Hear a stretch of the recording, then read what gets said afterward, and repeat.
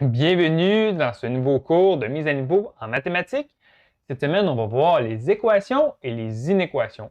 Plus précisément, dans cette vidéo-ci, on va aborder le sujet des équations. On a vu jusqu'à maintenant, c'est quoi une expression algébrique? Une expression algébrique, c'est une expression composée de un ou plusieurs termes et contiennent également des variables. Eh bien, une équation, c'est simplement une égalité entre deux expressions algébriques. Et ce qui va nous intéresser au niveau de l'équation, c'est surtout la solution de cette équation-là.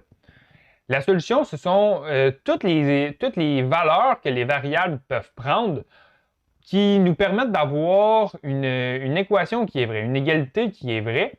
Et pour trouver cette solution-là, ce qu'on va faire, on va chercher à isoler l'inconnu dans notre équation. Et pour isoler l'inconnu, la règle de base, c'est que si on effectue une opération d'un côté de l'équation, on doit effectuer la même opération du côté droit de l'équation. Donc, si on a deux expressions algébriques, on va chercher à isoler notre variable. Donc, si on additionne une certaine valeur d'un côté de l'équation, on va additionner la même valeur du côté droit de l'équation.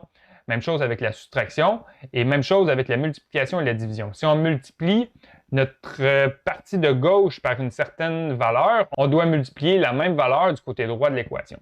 Lorsqu'on veut résoudre un système d'équations polynomiales, on a vu c'est quoi un polynôme la semaine dernière, on va suivre ces étapes-là pour résoudre notre équation.